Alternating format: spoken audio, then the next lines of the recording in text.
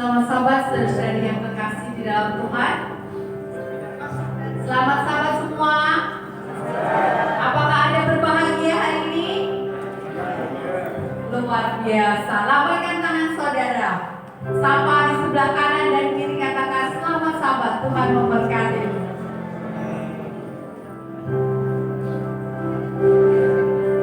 Sungguh sukacita yang luar biasa. Hari ini adalah sahabat kita memperingati 1 tahun ulang tahun buat MSC. 1 tahun bukanlah jalan yang mudah. Kalau anak-anak 1 tahun dia masih merangkak, dia masih berjalan. Demikian juga dengan perkumpulan kita biji sesali. Tetapi mari kita percaya, kita mempunyai Tuhan yang luar biasa. Percayakah kita bahwa selama 1 tahun ini Tuhan terus menopang kita. Tuhan adalah gembala kita. Mazmur Daud mengatakan, Tuhan gembalaku yang baik. Tuhan adalah gembalaku, takkan kekurangan aku. Ia memberikan aku di padang yang berumput hijau. Ia membimbing aku ke air yang tenang. Ia menyegarkan jiwaku. Ia menuntun aku di jalan yang benar oleh karena nama-Nya. Sekalipun kita berjalan dalam lembah kekelaman, aku tidak takut bahaya, sebab Tuhan besertaku. Gadamu dan tongkatmu, itulah yang menghibur aku. Engkau menyediakan hidangan di hadapan lawanku. Engkau mengurapi kepalaku dengan minyak. Pialaku penuh melimpah.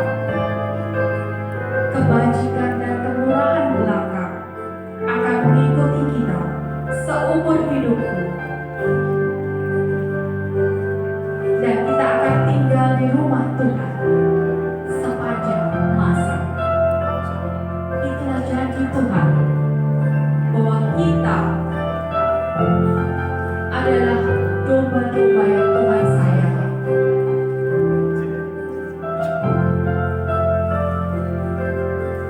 Pagi ini kita akan mengangkat satu lagu pujian bahwa Tuhan adalah gembala.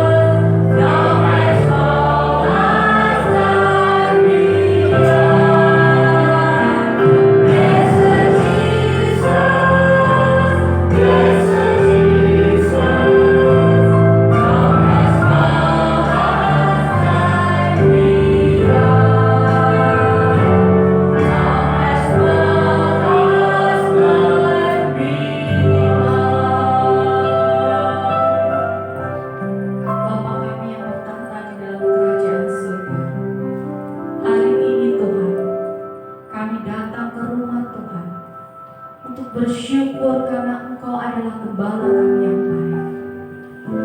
Engkau adalah selalu memimpin di dalam setiap kehidupan kami. Di saat di lembah kekelaman, Engkau ada di sana. Di saat kami harus menanggung rasa malu, Engkau ada di sana. Engkau selalu membela kami, Tuhan.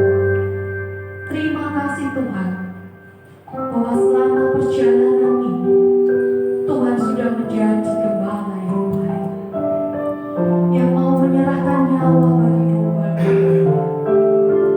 Ya Tuhan, terima kasih. Terima kasih untuk hari ini. Terima kasih Yesus.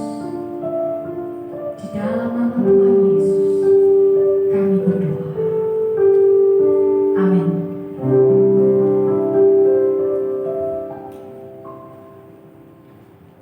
Hari ini Tuhan menguatkan kita bahwa memiliki kasih Tuhan adalah memiliki kasih kepada sesama. Hukum ini adalah menjadi dasar di dalam kehidupan kita. Tuhan mempunyai dua hukum yang terbesar di dalam kehidupan kita, yaitu kasih kepada Tuhan dan kasih kepada sesama. Saat kita meninggalkan dunia, Tuhan tidak meminta kita menghafal seluruh Alkitab, tetapi Tuhan meminta kita bagaimana apa yang kita lakukan selama di dunia. Matius 23 ayat 37 dan 40 mengatakan, "Kasihlah Tuhan Allahmu dengan segenap jiwamu dan dengan segenap akal budimu." Itulah hukum yang terutama dan yang pertama. Dan hukum yang kedua yang sama dengan itu ialah, kasihilah sesama manusia seperti dirimu sendiri. Kedua hukum ini, itulah seluruh hukum Taurat dan kitab para nabi. Sebentar kita akan menyaksikan sebuah kisah yang cukup menginspirasi dari seorang hamba Tuhan bernama Bapak Yosua Audi, yang di dalam tulisannya mengatakan, "Buat hati ini selalu dengan perbuatan yang sepertimu Bapa, sekalipun aku tidak ada sempurna." Kita akan saksikan video singkat ini yang bisa menginspirasi kita.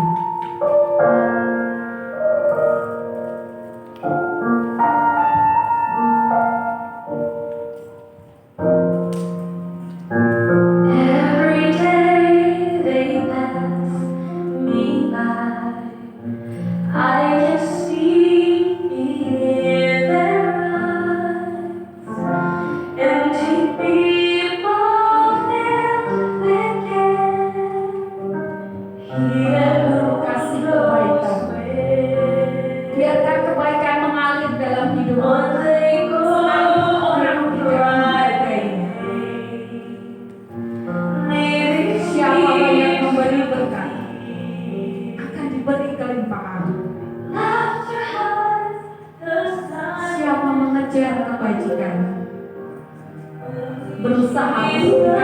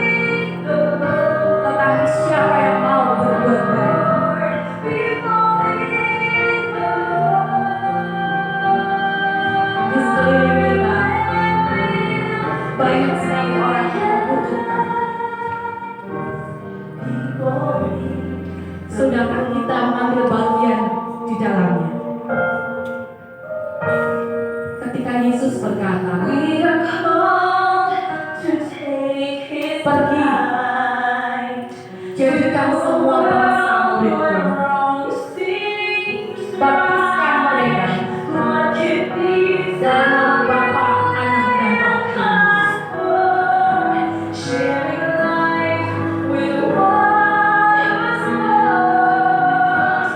Through His love, our hearts can feel. Oh, grace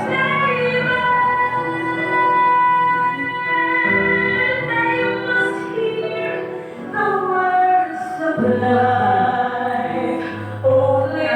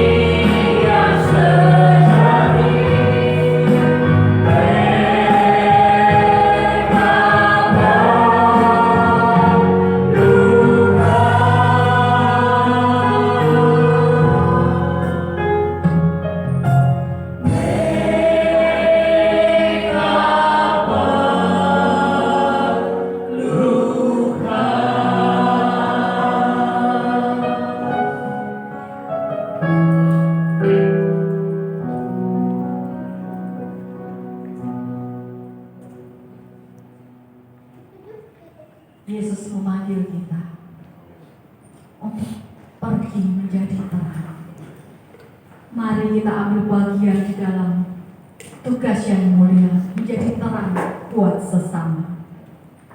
Mari kita angkat satu lagu pujian. Kita minta kepada Tuhan, ajari kami Tuhan untuk dapat saling mengasihi. Ajari kami Tuhan untuk kami boleh saling mengampuni. Ajari kami Tuhan kasih-Mu, kasih-Mu Tuhan.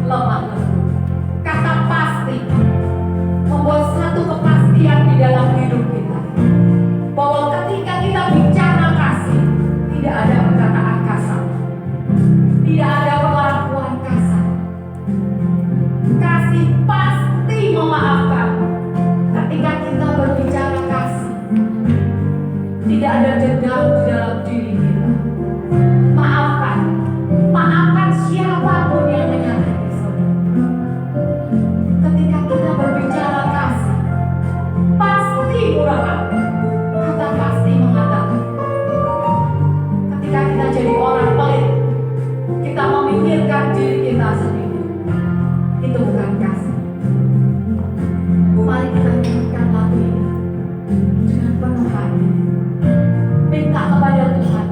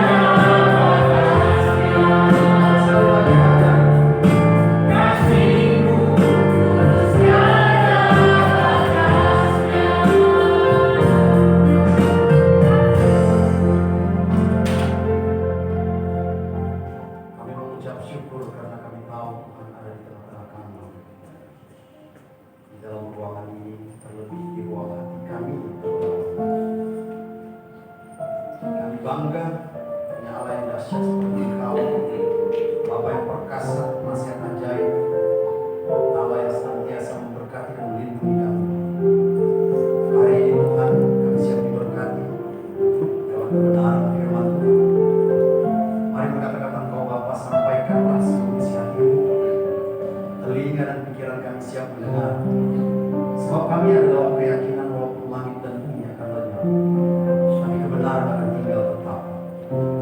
Firman-Mu adalah pelita bagi kaki kami dan terang bagi jalan kami. Biarlah segala perkataan yang dihembuskan dari napas Tuhan akan menuntut kita kepada seluruh kebenaran, menyatakan kesalahan, dan membawa kita kepada dalam damai sejahtera. Diberkatilah orang yang menyampaikan kebenaran, diberkatilah orang yang mendengar kebenaran, dan diberkatilah orang yang melakukan kebenaran. Dalam nama Yesus yang adalah teladan belas kasih dan keadilan, mari semua percaya dan berkati katakan bersama-sama. Amin. Haleluya. Silakan duduk Bapak Ibu.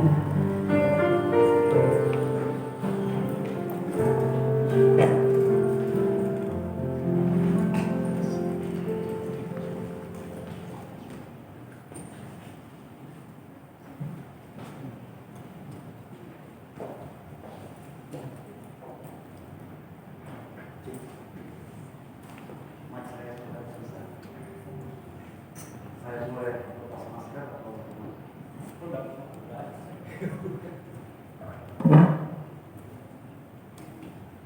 baiklah saudara, terima kasih. Saya mengucap syukur kepada Tuhan yang telah membawa saya selamat tiba di tempat ini. Saya berterima kasih kepada seluruh jemaat, kepada jemaat, kepada Buni yang sudah menunggu saya. Untuk kesekian kalinya saya ada di tempat ini untuk bersama-sama dengan saudara menerima berkat Tuhan. Amin. Saudara berbahagia boleh lambaikan tangan bersama saya. Puji Tuhan. Pertama saya mengucapkan selamat ulang tahun buat komunitas Biji Sesawi. Selamat ulang tahun.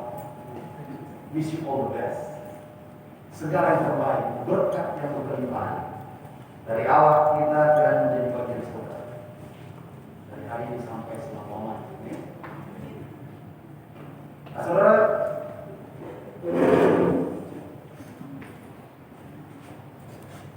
saya nyetir sendiri, pelan-pelan 6 jam nyampe, karena ada beberapa penghalang bagi jemaat tidak dapat mendampingi saya, dan saya juga memiliki tugas, istri harus mengawal jemaat saya, tapi majelis dari seluruh jemaat menyampaikan selamat ulang tahun bagi komunitas Biji Sesawi. Saya sudah sampaikan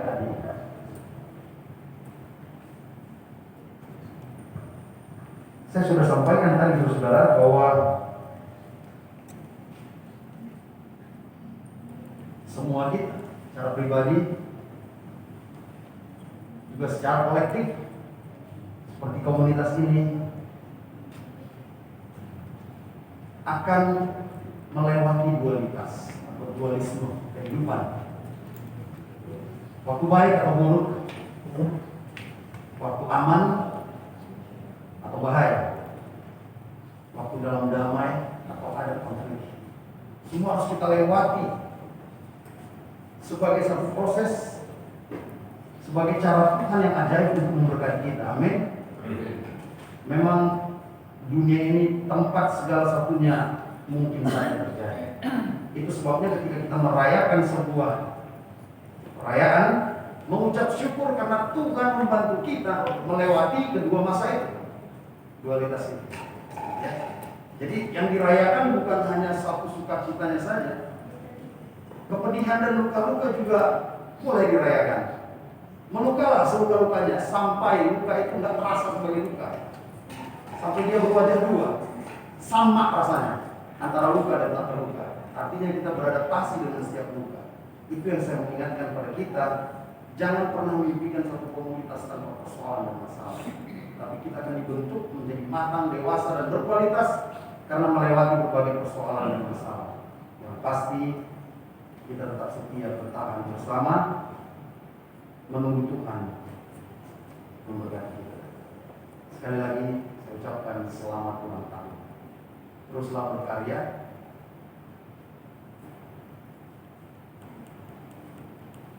Bukan untuk nama manusia, tapi nama Tuhan. Amin.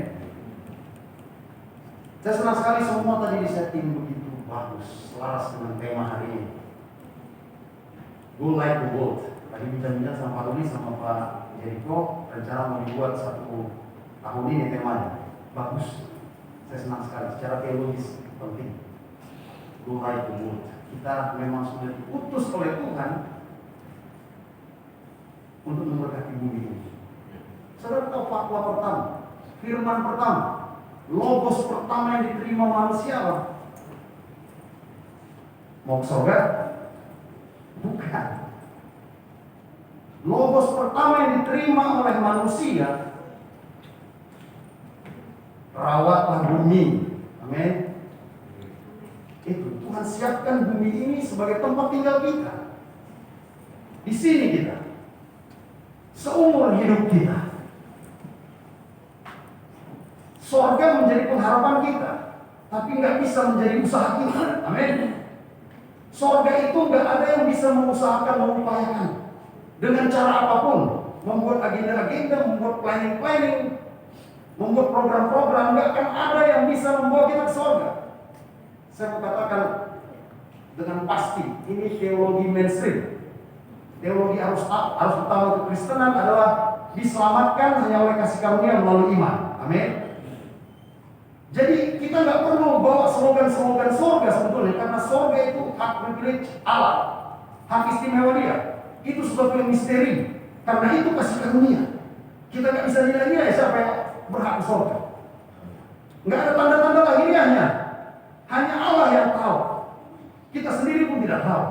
Itu sebabnya penulis besar dan hebat yang saya kagumi, saya sebut sebagai ibu rohani saya, Ellen G.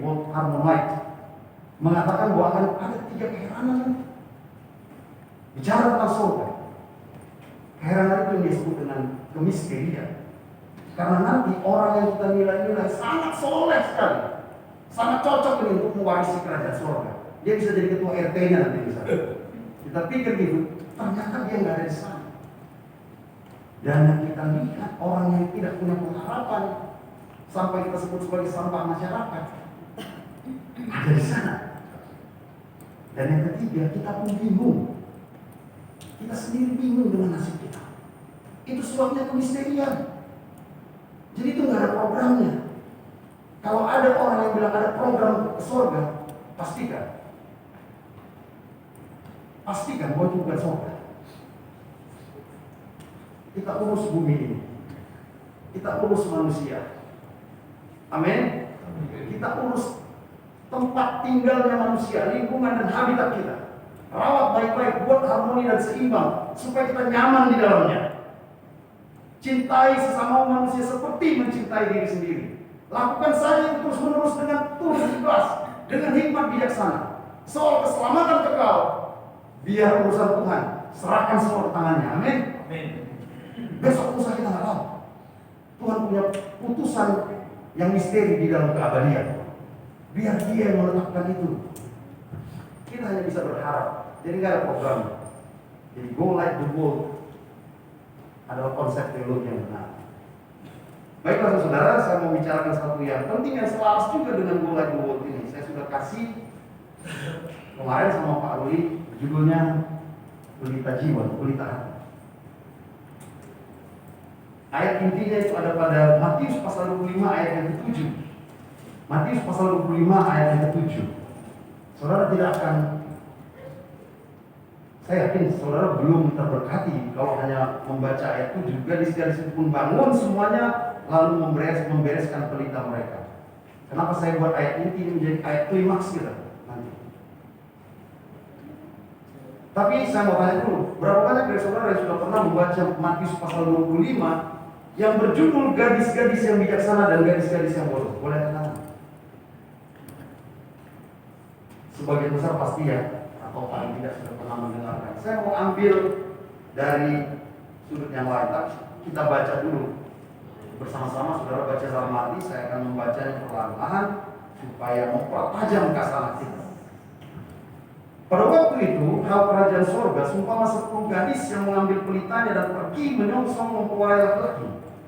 5 diantaranya bodoh dan 5 bijaksana. Gadis-gadis yang bodoh itu membawa pelitanya tetapi tidak membawa minyak. Sedangkan gadis-gadis yang bijaksana itu membawa pelitanya dan juga membawa minyak dalam buli-buli mereka.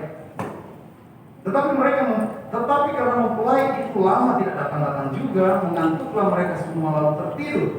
Waktu tengah malam terdengarlah suara orang berseru, mempelai datang, song-songlah dia. Gadis-gadis itu pun bangun semuanya lalu membereskan pelita mereka. Gadis-gadis yang bodoh berkata kepada gadis-gadis yang bijaksana, berikanlah kami sedikit dari minyakmu, sebab pelita kami hampir padam. Tetapi jawab gadis-gadis yang bijaksana itu, tidak, nanti tidak cukup untuk kami dan untuk kamu. Lebih baik kamu pergi kepada penjual minyak dan beli di situ. Akan tetapi waktu mereka sedang pergi untuk membelinya, datanglah mempelai itu dan mereka yang telah siap sedia masuk bersama-sama dengan dia ke ruang perjamuan kawin, lalu pintu ditutup. Kemudian datang juga gadis-gadis yang lain itu dan berkata, Tuan, Tuan, bukakanlah kami pintu. Tetapi yang menjawab, aku berkata kepadamu, sungguh aku tidak mengenal kamu. Karena itu berjaga-jagalah, sebab kamu tidak tahu akan hari maupun akan saatnya. Semua yang sepakat dan setuju akan kebenaran firman ini katakan amin. Amin. Saudara,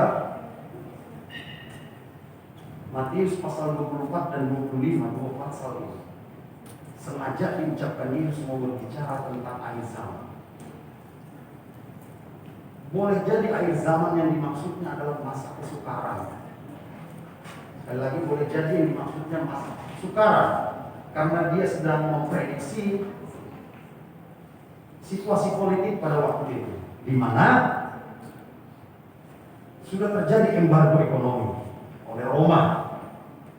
Dia akan melihat akan terjadi kekacauan, chaos, karena orang Yahudi pun pada waktu itu nggak bisa selaras dengan Roma. Roma yang otaknya bisnis, Yahudi yang otaknya religius, udah pastinya akan kacau. Nah, bisa jadi Yesus berbicara tentang klimaks daripada peristiwa ini. Tapi bisa jadi juga dia berbicara tentang jangka waktu yang sangat panjang. Tapi entah apapun itu, itulah yang dia sebut dengan akhir zaman. Amin. Nah, saudara, Matius 24 dan 25. Yang dia mau maksud adalah, khusus di pasal 25, dia buat 3 bagian. Dia mau katakan bahwa unsur yang terpenting, sikap dan mental yang terpenting menghadapi akhir zaman ini, masa kesukaran yang sangat hebat ini, adalah berjaga-jaga. Amin. Berjaga-jaga. Seperti apa berjaga-jaganya? Nah, itulah dia kasih ilustrasi-ilustrasi. Kejadian itu nyata. Ilustrasi itu sebuah kejadian nyata yang terjadi di tanah Israel atau di tanah Timur Tengah pada umumnya. Nah, begini. Saya tidak mau membahas setiap ungkapan dalam Matius pasal 25, tapi saya mau ambil dari sisi yang lain. Sudah banyak pendeta yang berbicara tentang ini, tapi saya mau ambil dari sisi yang lain. Karena kebenaran firman Tuhan dapat dilihat dari sudut pandang manapun. Amin. Sekali lagi, bisa dapat dilihat dari sudut pandang manapun. Itu sebabnya disebut sebagai apa? Injil sinopsis. Sin artinya bersama, opsis artinya melihat bersama-sama. Baik Matius, Markus, dan Lukas melihat dari tempat yang berbeda, objek yang sama. Yaitu siapa? Yesus. Amin. Itu sebabnya saya mau buat perspektif saya, cara memandang saya terhadap Matius 25. Begini, mari kita sama-sama akan bayangkan sebuah pelita yang dimaksud dalam Matius ini. Seperti apa pelita yang dimaksud? Halo, ada yang bisa bantu saya membayangkannya? Pelita yang dimaksudnya ini, tepat sekali gambar yang saudara pilih. Ini obor. Banyak orang berpikir pelita yang dimaksud di sini kecil, seperti yang di tangan saya. Ini pelita modern dan sudah pakai listrik ya. Tapi ini benar begini. Ada tempat banyak di dalam. Jadi ilustrasinya ini adalah pelita yang tetap menyala. Itu dia. Nah, walaupun dia pakai ilustrasi ini, tapi ada makna-maknanya. Pelita itu menggambarkan apa, nanti minyaknya menggambarkan apa, dan lain sebagainya. Kita lihat. Tapi begini logikanya. Menyalakan pelita itu mudah. Amin. Mudah. Semua kita bisa, mulai dari anak-anak sampai orang dewasa. Tetapi mempertahankan nyalanya adalah hal yang luar biasa, hal yang berbeda. Sekali lagi, semua orang bisa menyalakan pelita, tapi mempertahankan nyalanya adalah hal yang luar biasa. Tanpa minyak, nah ini step pertama tadi ya. Step pertama, ingat nih, saya ada 4 step nih. Step pertama, menyalakan pelita, semua kita bisa.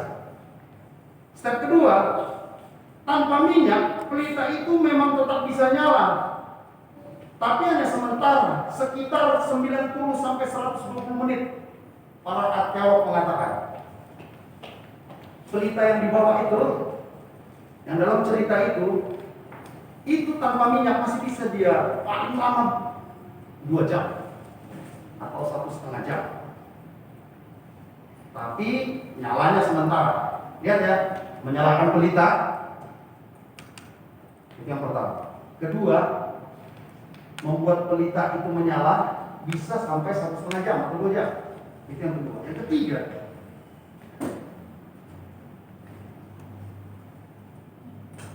tahap yang ketiga, membuat bagaimana pelita itu menyala, tapi menyala dengan baik. Berapa banyak ibu-ibu di sini yang kalau mau memasak, kompor gasnya pengen yang warnanya biru? Halo? Semua dong, nggak ada dong yang pengen kuning gitu ya. Kenapa? Kuning itu berasap ya. Kuning itu kurang baik untuk mendapatkan hasil yang baik. Demikian juga pelita menyala. Nah, nanti kita lihat, inilah klimaks yang ketiga, saudara. Kekristenan bukan untuk perkara sementara, tapi untuk perkara kekal. Membuat pelita menyala seterusnya tidak lebih sulit daripada membuat nyala pelita itu jernih dan tak redup. Jadi bukan sembarang membuat pelita, saudara. Ada pelitanya, itu pertama, ada minyaknya, tapi pelitanya bisa menyala tetap. Yang keempat itu menyala tetap, tapi nyalanya jernih dan tidak redup-redup. Jernih, nanti kita lihat kenapa tidak jernih. Berasap, bau dan lain sebagainya. Saudara tahu, itu kata kuncinya ada pada ayat 7 ayat yang saya sebut tadi. Boleh ditampilkan ayat yang ke-7?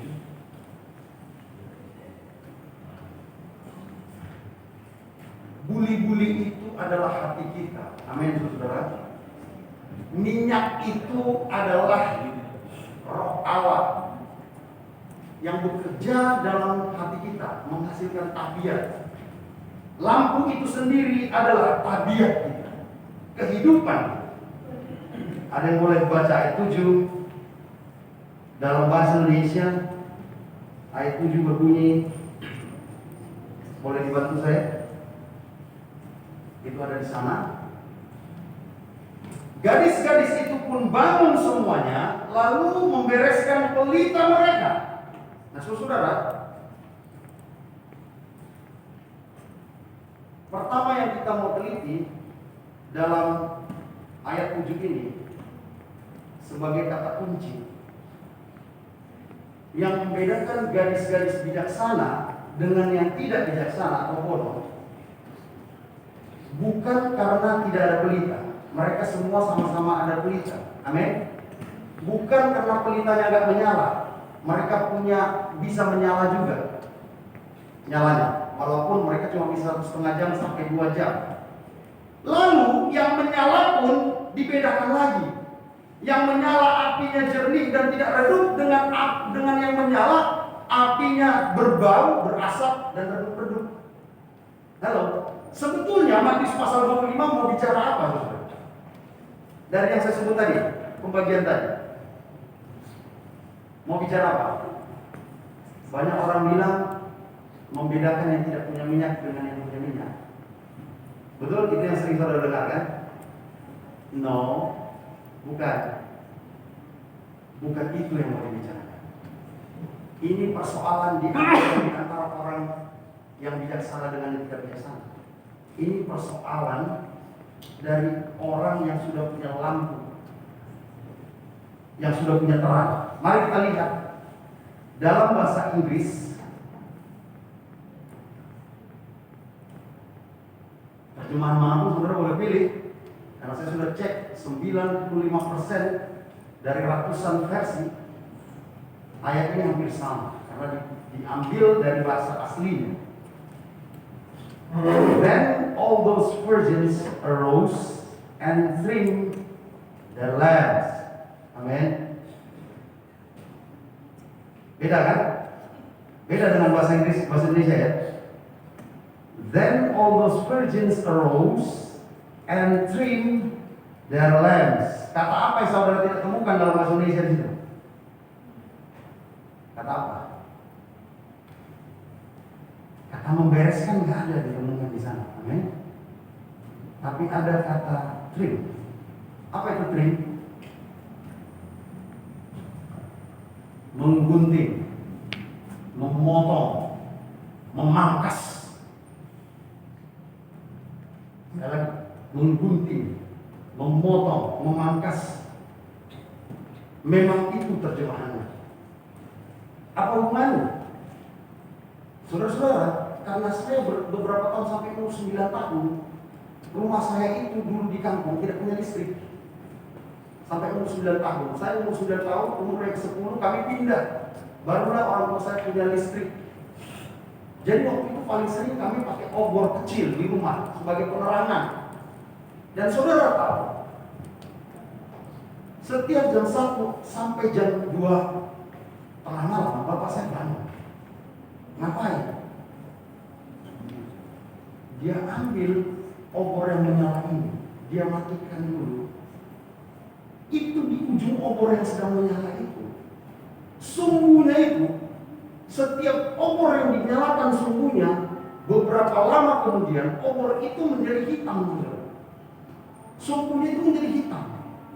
Dan kalau itu dibiarkan, kelupaan misalnya, itu yang hitam itu tidak dipotong, alamat besok paginya bisa muka kita hitam, tapi yang paling sering nempel di bulu hidung kita jadi hitam, kayak asmuni semua. Saya dengan adik-adik saya lihat nih, itu jadi ada asap hitam menggumpal di lubang hidung kita, ditangkap oleh penjara ini. Itulah akibat kalau sumbunya tidak dipotong, yang hitam.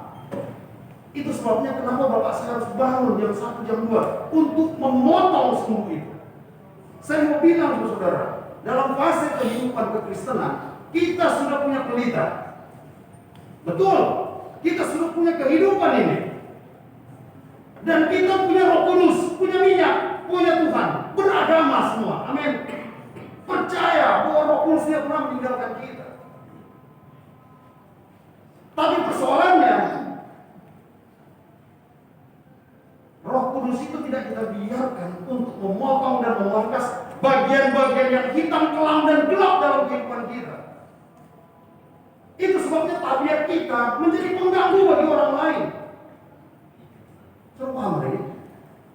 Bagian-bagian yang gelap, yang kelam dalam hidup kita ini nggak pernah kita beresin, nggak pernah kita pangkas, nggak pernah kita potong, sehingga kadang membuat orang lain sesak bernafas karena tabiat dan karakter kita. Sehingga mengganggu pernapasan orang lain, mengganggu orang lain, nggak membuat nyaman, membuat hitam kelam suasana. Itu persoalannya. Saya mau buktikan bahwa itu bukan persoalan dari orang-orang garis-garis yang bodoh. Itu persoalan. Coba lihat itu. Mungkin saudara bilang, pendeta, tapi itu all virgin tulisannya. Berarti semua kok memotong, memangkas, itu berarti bukan fase terakhir. Bukan, saudara. Itulah bahasa Indonesia terbatas. All virgin dari kata pas dalam bahasa Yunani, when, itu dapat diterjemahkan dua bagian besar. Yang satu bisa diterjemahkan sebagai individually, each, everyone, everything. Tapi yang kedua bisa collectively atau some of all types.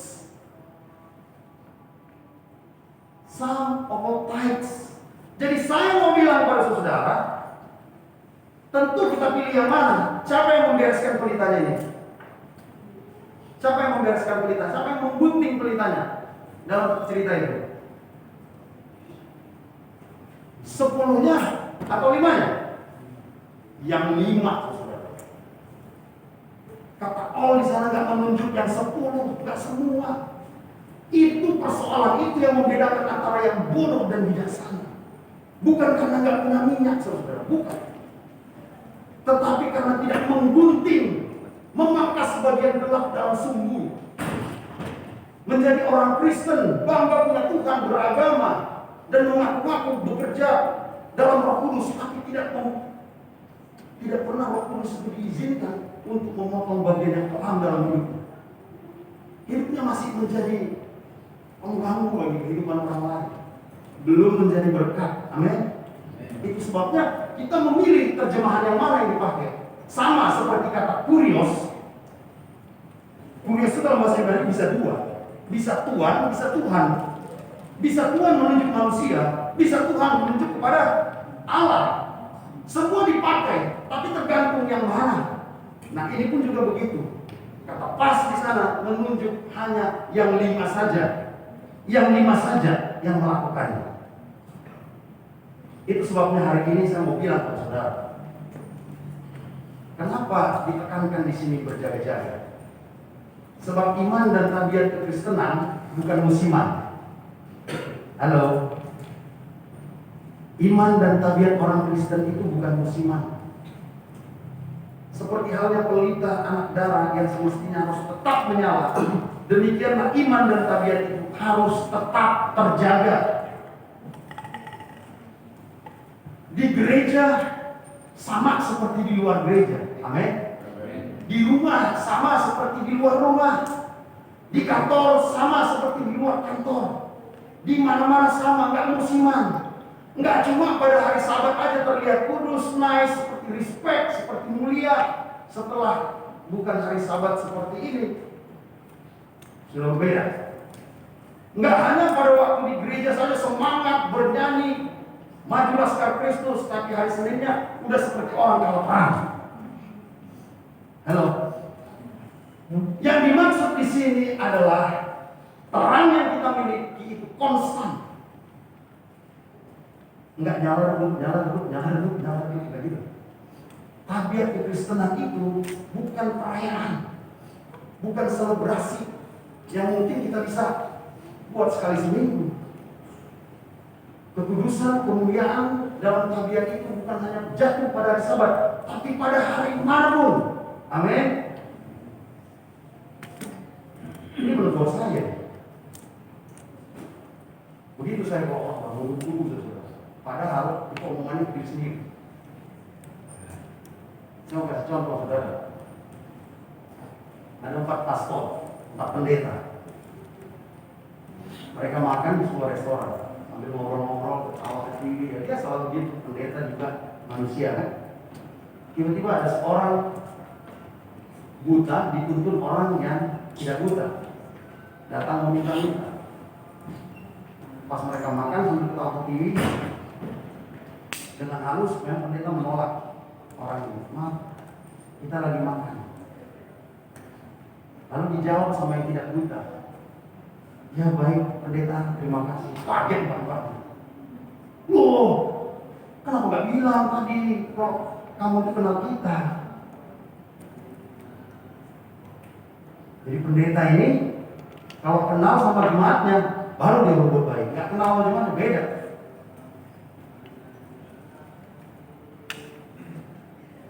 Satu kali ada seorang preman, kepala gangster yang naik-naik Harley Davidson itu di Amerika,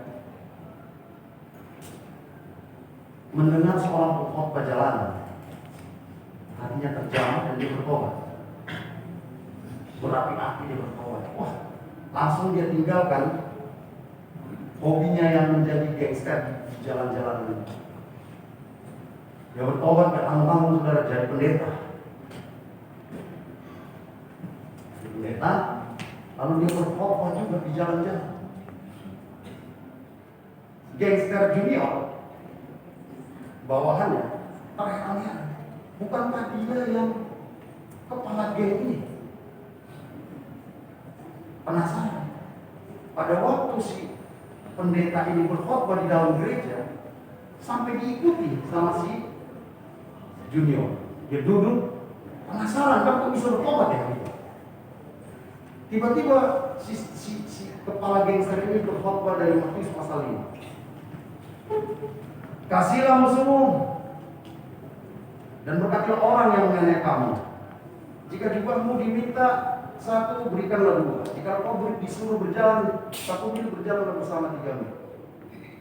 Jikalau ditampar pipi kirimu, berikan pipi kananmu. Si gangster kecil mendengar itu kaget. Kok ada begitu? Karena itu tidak ada dalam lifestyle gangster. Lu jual, gue beli, itu dia. Ya. Kalau tampar, kita hajar. Saudara, dia penasaran, habis dia khotbah, dia datang di pendeta. Pendeta ini rambutnya lontos, perutnya buncit. Tanpa basa-basi dia tampar pipi kanannya. Ditangkap pipi kanannya. Si pendeta ingat khotbahnya. Lalu dia mau marah, tapi dia kasih pipi kiri. Ditampar pipi kirinya, oh benar ini. Semakin terinspirasi nih gangster junior melihat wajahnya, kepalanya lontos, perutnya buncit, dia tonjok perutnya. Berharap akan dikasih kepalanya satu lagi. Saudara tahu, akhirnya si pendeta mengambil kitab Yesaya pasal 65. Maka datanglah murka Tuhan, dia tonjok orang. Saudara, yaitu musiman. Kita tertantang menjadi orang Kristen yang musiman sebetulnya. Kenapa? Karena kita berpikir kekudusan hanya ada pada jam-jam ritual ibadah. Setelah itu kita boleh melakukan apa saja. Itu yang saya maksud. Saudara tahu, kenapa para pendeta ini? Saya sampai 2 kali bikin ilustrasi kok jadi pendeta sih sasarannya. Pendeta John jangan sampai kecut nih, karena saya bukan pendeta. Kenapa begitu? Kenapa itu? Selama saudara membaca kitab Matius, Markus, Lukas, Yohanes dengan baik-baik, saudara akan dapat yang paling tegur, yang paling sering ditegur dan dikecam dan dimarahi Yesus itu siapa? Imam dan ahli Taurat, para pendeta. Amin. Pesannya apa? Lah, pendeta aja jatuh, apalagi saudara. Iya kan? Make sense ya? Lah kalau pendeta aja punya beban yang begitu, apalagi kita. Ternyata, kenapa itu paling banyak ditegur Yesus? Imam-imam dan ahli Taurat. Ternyata itu cuma mau memberi pesan bahwa orang dalam pun, orang dalam, sebenarnya orang dalam nih. Karena agen surga kata orang kan, pendeta kan. Kalau nggak berjaga-jaga juga, nggak masuk saudara. Nggak masuk dalam kerajaannya. Matius pasal 5:20. Maka aku berkata kepadamu, Matius 5:20. Jika hidup keagamaanmu tidak lebih benar dan daripada hidup keagamaan ahli-ahli Taurat dan orang-orang Farisi, sesungguhnya kamu tidak akan masuk ke dalam kerajaan surga. Amin. Ini jelas. Jadi ini ketika kita bicara tentang 10 anak darah yang bijaksana dengan yang bodoh, ini bukan pertentangan tabiat antara orang beragama dengan tidak beragama, yang ateis dengan teis, enggak, orang jahat dengan yang tidak jahat, bukan. Ini bicara orang dalam, ini bicara kita ini. Soal berjaga-jaga ini, kita yang sudah punya pengharapan, kita yang sudah punya pengharapan pun kita bisa jatuh dalam kebosanan, kejenuhan, dan tidak percaya lagi. Kita bisa jatuh dalam gaya hidup yang musiman, yang abangan. Itu sebabnya bagaimana cara kita supaya kita bisa konstan berjaga-jaga. Kita sama-sama belajar nih saudara. Kita saling menguatkan dan menasihati.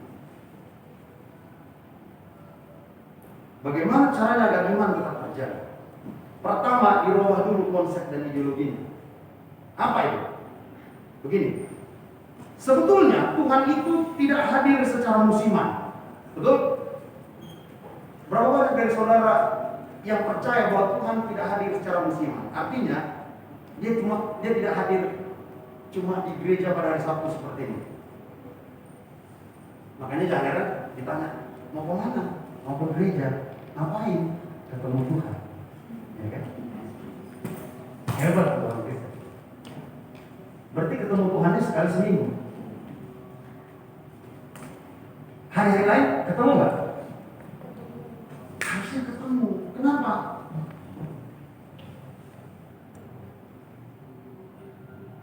Saya memaklumi semua.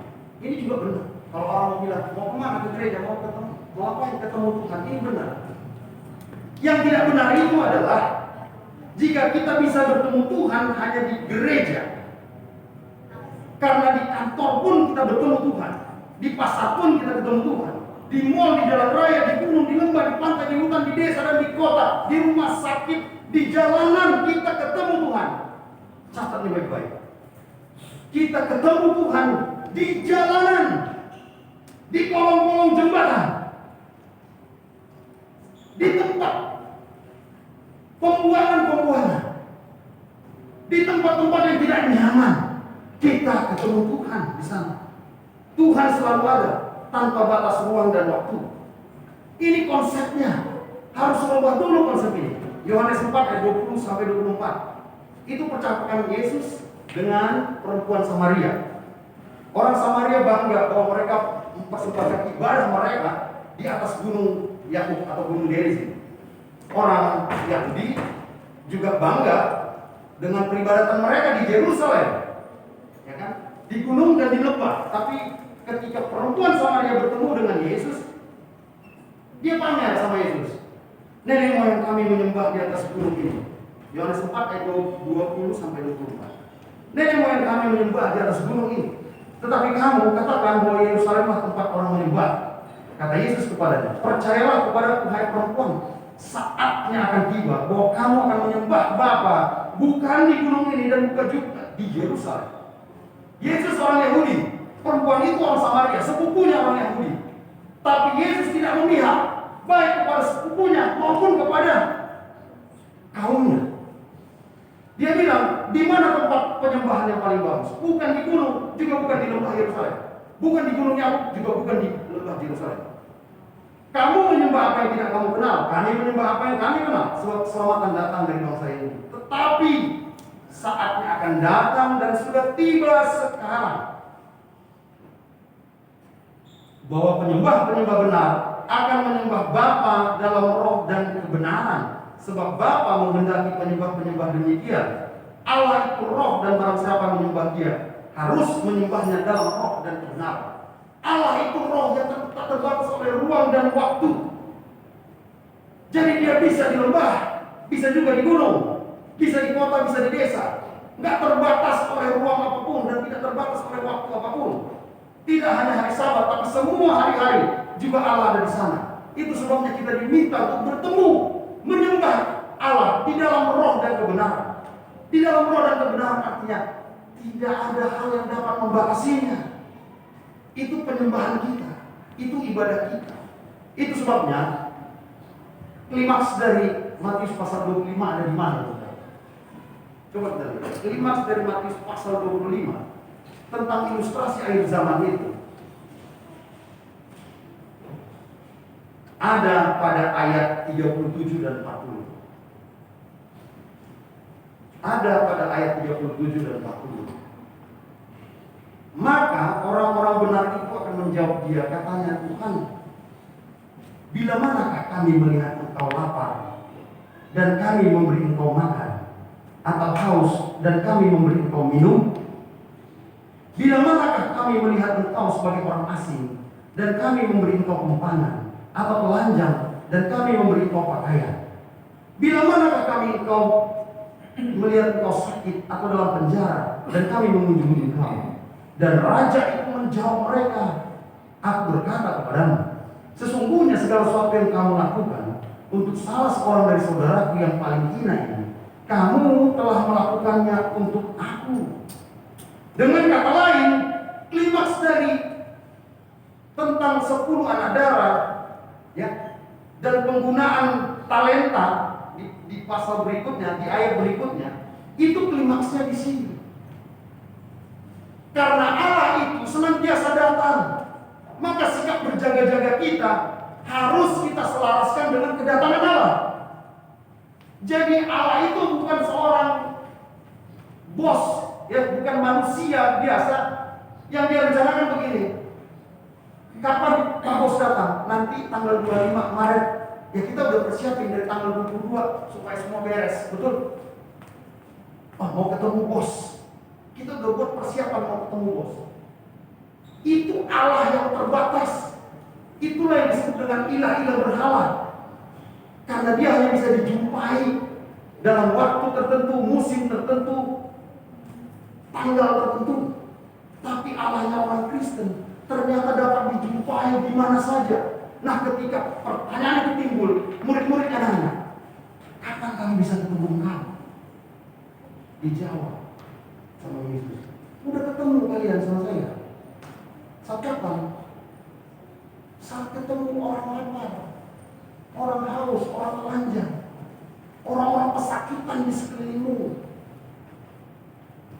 Kita sedang bertemu dan bertatap muka. Halo, amin. Ternyata itu yang mau dimaksud Yesus. Itu yang dimaksud dengan ibadah yang sejati. Perjumpaan antara umat manusia dengan orang-orang yang terpinggirkan. Karena berjaga-jaga itu bukan badan, bukan sikap badan, tapi sikap batin. Amin. Itu sebabnya gak ada batasannya. Itu sebabnya Amsal 4 ayat 23 katakan, jagalah hatimu dengan segala kewaspadaan, karena dari situlah terpancar kehidupan. Coba saudara, saya mau tunjukkan kepada saudara. Amsal 4 ayat 23 ini dalam bahasa Inggris. Karena itu sikap hati, berjaga-jaga itu sikap hati, bukan sikap badan. Kenapa bukan sikap badan, saudara? Kalau sikap badan berjaga-jaga, maka kita akan sama seperti 5 anak darah yang tidak bijaksana, ngantuk. Jangankan yang tidak bijaksana, yang bijaksana pun ngantuk, semuanya tertidur kok.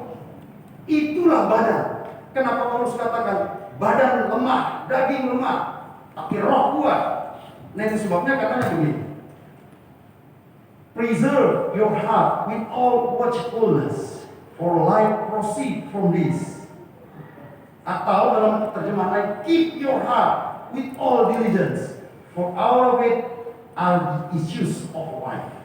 Jadi ada 2 kata yang biasa dipakai dalam terjemahan bahasa Inggris, watchfulness dengan diligence.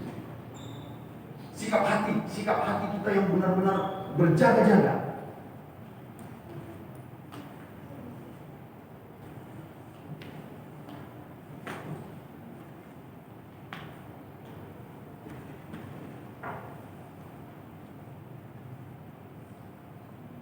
Hati itu apa? Apakah hati yang kita pikir ini apa ini namanya? Kidney kita ini jantung? Bukan. Hati yang dimaksud di situ itu dari kata lab, diterjemahkan sebagai inner man, mind, will, heart, understanding, inner part, soul, knowledge, thinking, reflection, memory, inclination, resurrection, determination, conscience, appetite, emotion, passion. Luar biasa. Saya kaget ketika menerjemahkan kata lab itu. Jadi bukan hanya sekedar satu arah. Ternyata dimaksud berjaga-jaga adalah pengetahuan kita juga harus berjaga-jaga. Selera kita juga seperti orang berjaga-jaga. Amin. Appetite kita katanya. Refleksi kita, fashion kita, harus seperti orang berjaga-jaga. Apa lagi? Conscience kita, suara hati kita seperti orang berjaga-jaga. Emosi kita juga harus seperti orang berjaga-jaga. Ternyata ini klimaksnya. Yesus muter-muter buat bikin ilustrasi itu tentang berjaga-jaga. Realita dalam kehidupannya itu persis ternyata seperti motivational video tadi. Motivational video tadi. Makanya perjumpaan dengan Tuhan itu semuanya ibadah. Coba kita buka yang buku 1 ayat 27. Ayat terakhir. Yakobus 1 ayat 27. Ibadah yang murni dan yang tak bercacat di hadapan Allah Bapa kita ialah mengunjungi yatim piatu dan janda-janda dalam kesusahan dan menjaga supaya dirinya sendiri tidak tercemarkan oleh dunia. Amin. Kekristenan itu menghabiskan waktu dengan melakukan hukum Kristus. Bukan hukum Taurat ya. Sorry, terus saudara harus bisa bedakannya. Hukum Taurat dan hukum Kristus beda. Hukum Kristus itu ada di Galatia 6 ayat 2. Bertolong-tolonganlah kamu menanggung bebanmu. Itulah saatnya kamu memenuhi hukum Kristus. Hukum Kristus itu kasih, saudara. Jadi yang dimaksud dengan memegang pelita yang cahayanya tidak redup dan yang tidak berasap, itu realitanya ketika kita sanggup membawa berkat pada orang lain. Amin. Bertolong-tolongan, melepaskan semua beban setiap orang di sekeliling kita. Itulah fungsinya gereja. Itulah fungsinya perempuan, anak darah. Karena anak darah yang dimaksud itu adalah gereja. Gereja kalau nggak ada aktivitas menyebarkan belas kasih, sesungguhnya bukan gereja. Itu cuma perkumpulan selebrasi. Itu sebabnya saya senang. Setiap gereja kalau semakin giat membuat program-program menyentuh kebutuhan-kebutuhan masyarakat yang tak tersentuh di sekelilingnya. Sebetulnya itulah yang menjadi kendala. Itulah yang dimaksud dengan pelita yang tetap menyala, yang terangnya tidak redup dan yang tidak berasap. Amin, saudara. Kalau bukan dengan cara ini, gereja tidak akan pernah maju. Gereja hanya sebuah perkumpulan memuaskan emosional ritual ibadah. Itu sebabnya ritual ibadah kita ini terbatas hanya sekali seminggu di sini.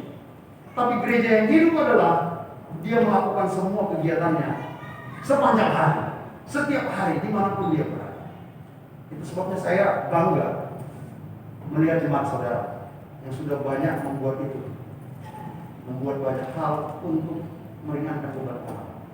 Kita sama-sama orang yang terbeban sebetulnya. Kita juga punya kebutuhan.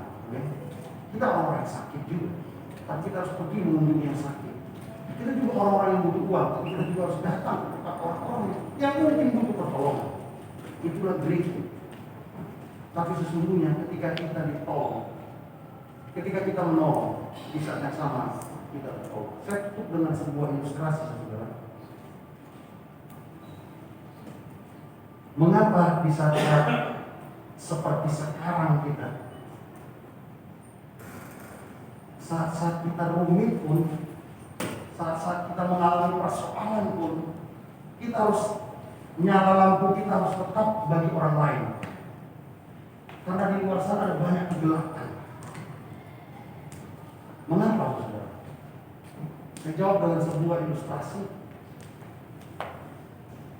Waktu kapal Titanic berangsur-angsur akan tenggelam karena menuju gunung es, orang semua sudah panik. Ada yang jatuh ke laut, ya. Ada yang cedera, dan ternyata kebanyakan orang yang menjadi korban itu bukan karena cedera atau jatuh ke laut, tapi karena menggigil kedinginan tanpa pertolongan, membekuk tubuh dan tulang-tulangnya, membekuk sel saraf dan darahnya. Itulah yang paling banyak sebagai korban kapal Titanic. Di tengah-tengah kapal itu nak tenggelam, saudara. Di satu sudutnya ada seorang bapak sudah menanti akhir hidupnya, pasrah, sudah gak ada pertolongan. Dia orang yang tidak terlihat oleh juru tolong. Dia sudah pasrah, sudah gak ada pertolongan. Dia sudah kedinginan. Tapi saudara tahu, gak jauh dari padanya ada seorang bayi tergeletak di bongkahan es. Tiba-tiba bayi yang tertutup oleh lampin itu yang tadinya merasa hangat terbuka lampinnya dan dia mulai kedinginan. Dan karena dia kedinginan, bayi ini mulai menangis. Tangisannya berubah menjadi jeritan dan jeritan itu sangat menyayat hati. Yang tadinya si bapak sudah mau pasrah karena tidak ada pertolongan, kedinginan, mati beku. Tapi dia gak kuat mendengar ketika bayi ini menjerit. Jeritannya sangat menyayat. Dia ingin sekali menyelamatkan bayi ini dengan membungkuskan dia ke kain lampin itu kembali ke tubuhnya agar hangat. Hatinya tiba-tiba tergerak sekali. Dia sudah pasrah, tulang-tulangnya membeku, tubuhnya membeku. Dia mulai mencoba menggerak-gerakkan. Dimulai dari hatinya yang terasa hangat, saudara. Dia ingin menolong bayi ini. Dia mencoba menggerak-gerakkan semua sendi-sendinya, tubuhnya. Tak lama dia benar-benar merasakan energi kalor panas di dalam tubuhnya karena dia sudah mulai bergerak. Dia bergerak terus mencapai bayi ini yang terus menangis, menjerit, menyayat hati. Akhirnya dia sampai di bayi ini. Dia tutup, dia bungkus, dia peluk bayi ini. Bayi ini salah, tapi sekaligus bapak ini pun selamat. Amin. Hari ini kita seperti itu. Nyala lampu kita, golak berbuat. Itulah pelita jiwa kita. Dia bukan pelita yang sesungguhnya. Dialah jamaah Roh Kudus di hati kita yang bekerja demi keselamatan jiwa-jiwa. Amin. Ketika kita memberikan seluruh talenta kita, waktu kita, tenaga kita untuk dipakai oleh Roh Tuhan, meringankan beban dan penderitaan orang lain, sesungguhnya Tuhan pun menyelamatkan kita. Itulah yang saya sebut tadi. Kita nggak perlu memikirkan keselamatan kita, saudara. Kita pikirkan saja keselamatan orang lain. Tuhan bekerja secara misterius menyelamatkan kita. Itulah gereja sesungguhnya. Dia dapat menjadi mercusuar terang yang ajaib bagi kegelapan di semua sudut di sekelilingnya demi keselamatan jiwa-jiwa. Hari ini tetaplah bersinar komunitas biji sesal. Tetaplah datang menjadi berkat ke tengah-tengah dunia yang gelap. Saya tahu kita banyak pergumulan, kita banyak masalah, kita banyak keluhan, kita banyak kebutuhan. Jangan pernah pikirkan itu terlalu besar. Karena Tuhan nanti mengerjakan itu buat saudara. Kita yang mengerjakan yang lain buat orang lain.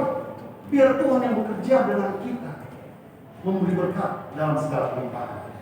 Saya mau berdoa bagi saudara hari ini. Di tengah-tengah sukacita saudara merayakan ulang tahun ini, masih panjang tahun-tahun ke depan. Berjuang terus untuk hadir membawa berkat. Bagi saudara yang bergumul, kalau semua pergumulan saudara, saudara yang mungkin berencana mau tolong orang, mau menjadi berkat, tapi terhalang oleh karena keperluan dan kebutuhan saudara, percayalah, teguhkan hatimu. Pasti Tuhan akan sediakan dalam segala kelimpahan. Mari berdoa bersama-sama saya. Allahku, meneraikan kebenaran firman Tuhan yang disampaikan ke dalam hati dan pikiranku, yang ucapkan lewat mulutku, lewat Roh Kudus Tuhan. Biarlah benih-benih kebenaran ini tertabur di tanah hati yang baik, yang akan bertumbuh, berkecambah dan berbuah dalam kehidupan. Kami tahu ini berat. Kami menyadari bahwa iman kami tidak boleh musiman. Kami tahu ibadah sejati kami adalah dalam seluruh kehidupan kami. dalam semua hari-hari kami. Hari ini Tuhan, kebenaran firman Tuhan ini melepas dalam hati dan pikiran saudara. Biarlah Tuhan memberkati itu semua. Kami ditubuhkan, kami dikuatkan untuk membawa terang yang ajaib. Sekalipun sulit, apalagi di tengah-tengah pandemi seperti ini, pekerjaan kami belum ada yang normal. Bisnis kami mungkin tersendat dan mandek. Bahkan kesehatan kami juga terganggu. Bahkan secara psikologis kami takut. Tapi Tuhan telah memanggil kami ke dalam terang yang ajaib. Itu sebabnya Kau berikan pelita kepada kami. Pelita yang terisi oleh minyak Roh Kudus yang akan terus menyala. Nyalanya pun cerah, gilang gemilang, tak pernah redup, untuk memberkati setiap orang. Hari ini Tuhan, supaya nyala ini terang terus. Ingatkan kami untuk merubah konsep kami, bahwa Allah yang kami sembah bukanlah Allah yang dibatasi oleh ruang dan waktu. Ritual kami boleh pada hari Sabat ini, tapi seluruh hari-hari kami haruslah juga menjadi kudus, karena Tuhan mengutus kami ke tengah-tengah dunia ini. Maka kami akan diberkati dengan segala kelimpahan, diberkati dengan berkat-berkat yang terbaik. Kami akan tetap sehat walafiat, kami akan tetap menerima rezeki yang lancar, kami akan terus diperbaharui hari demi hari, kami akan diangkat menjadi kepala dan bukan ekor. Kami akan terus memimpin untuk menuntun setiap orang datang ke dalam kebenaran Tuhan. Kami akan menjadi terkemuka. Kami akan terus memberkati orang dalam segala kesulitan-kesulitan mereka. Itu sebabnya lawatlah kami di dalam tiap-tiap rumah tangga kami. Persatukan kami dalam cinta kasih dan kebenaran. Suami istri diberkati dalam kemesraan dan keharmonisan. Sanggup mereka melepas maaf dan pengampunan. Dan Tuhan mengingatkan mereka tentang cinta mula-mula ketika Engkau mempertemukan mereka, sehingga tidak ada satupun yang terpisah. Biarlah ada kesetiaan dalam tiap-tiap rumah tangga. Engkau memberkati setiap anak-anak yang Tuhan karuniakan, anak kecil, remaja, maupun yang sudah dewasa, yang bersekolah maupun yang sudah bekerja. Semua diberkati dalam nama Tuhan, berprestasi dan berkreasi. Dan biarlah Tuhan tunjukkan jalan kehidupan bagi mereka untuk sanggup membedakan mana yang baik, mana yang jahat, mana yang benar, mana yang salah, mana yang berguna dan mana yang sia-sia. Dan buatlah anak-anak ini mengukir banyak prestasi dalam kehidupannya, di sekolah terutama di gereja. Aku berdoa Tuhan, bagi mereka yang bersekolah, berikan mereka prestasi yang baik, sehingga ada masa depan yang baik. Mereka yang mencari jodoh, berikan mereka jodoh yang baik, yang takut akan Tuhan, yang setia kepada kebenaran, dan akan mengasihi mereka untuk selama-lamanya. Aku berdoa juga bagi semua orang tua yang telah lanjut usia, opa, oma, kakek, nenek, opung duli, opung guru. Panjanglah umur mereka. Sekaligus Tuhan berikan kesehatan. Dan biarlah mereka berbahagia, bersuka cita melihat semua anak cucunya tinggal dalam kebenaran dan damai sejahtera. Aku berdoa bagi semua yang letih, lesu, yang berbeban berat, yang mengalami kepedihan, kesakitan, kerugian, duka cita, dan putus asa. Semua angkat beban-beban mereka Tuhan. Yang lemah Kau kuatkan, yang sakit Kau sembuhkan, yang putus asa Kau berikan pengharapan, yang berduka cita Kau berikan sukacita, yang terikat Kau lepaskan. Karena hari ini telah menjadi hari lawatan Tuhan, hari perjumpaan kami dengan Yesus, hari berkat, sukacita dan damai sejahtera turun dari tempat yang maha tinggi. Di dalam nama Yesus yang adalah teladan belas kasih dan keadilan, kami berdoa. Amin.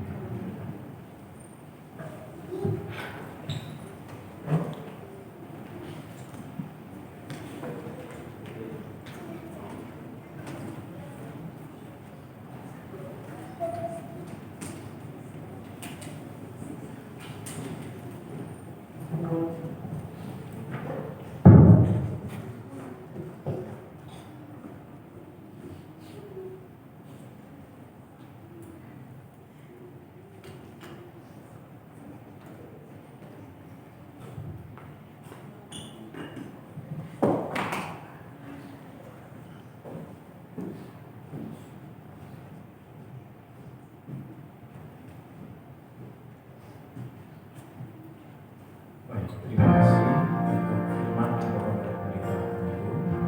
Sehingga kita semua terberkati untuk itu semua. Saudara, untuk menyambut dan semakin kita teryakinkan dengan firman itu, kita sama-sama berdiri. Kita nyanyikan Who Write Your Book sama-sama dengan bonus.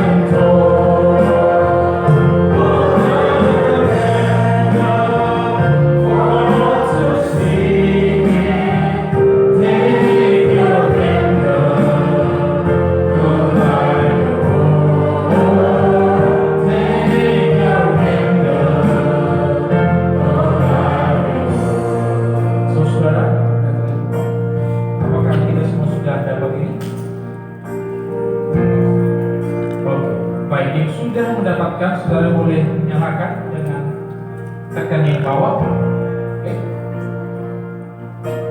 Saudara, kita menyanyikan kembali mulai dari atas. Nyanyikanlah dengan semangat tapi juga dengan hati yang tulus. Karena apa?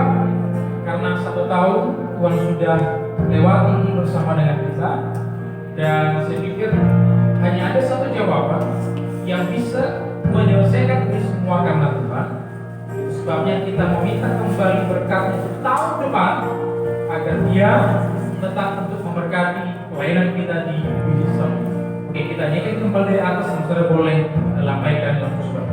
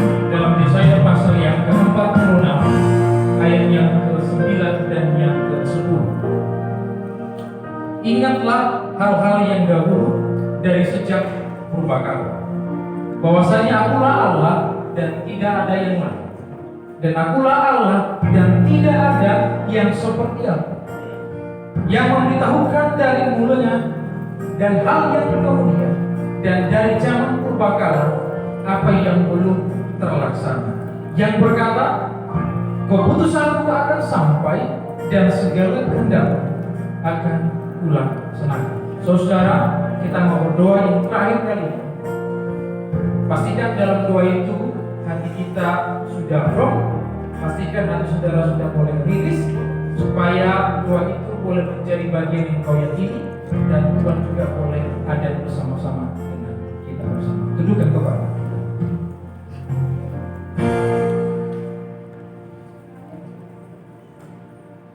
Bapa yang bertata dalam kerajaan surga, kami Kami kembali memanggil nama Tuhan di hari ini. Untuk semua berkat yang Engkau berikan, bahkan untuk semua kasih yang Engkau berikan. Ya Bapa, kami kembali menundukkan kepala kami bagi Tuhan. Karena kami tahu siapa diri kami hari ini. Biarlah Engkau yang boleh memeteraikan setiap pribadi lepas pribadi kami. Dan terima kasih, dan terima kasih, dan terima kasih Tuhan. Engkau yang sudah membimbing kami dalam 1 tahun sudah kami. Jika Engkau berkenan dan berkehendak, biarlah Engkau tetap memakai tangan yang terpaku di kayu salib itu, boleh memegang kepala kami satu persatu di tempat ini, agar tahun depan, tahun ini Engkau boleh kembali memberkati kami. Baik kepada semua anak-anak, baik kepada setiap keluarga yang belum selesaikan cepat, agar itu tidak menghambat apa yang sudah Tuhan rencanakan bagimu dan anak-anakmu. Ya Bapak di surga, di hari ini, mungkin selama tadi kami bicara, ada hal-hal yang kurang berkenan di hati. Kami mohon maaf dalam-dalamnya. Engkau berjanji untuk selalu memberkati kami bersama. Bahkan Engkau mengharapkan wajah-Mu bagi kami dan memberikan kami damai dan sejahtera-Mu itu. Kiranya hari ini biarlah Engkau pulang dengan damai dan sejahtera-Mu, karena Tuhan sudah ada bersama-Mu dan Engkau juga sudah ada bersama-sama dengan Tuhan. Semua orang percaya katakan amin.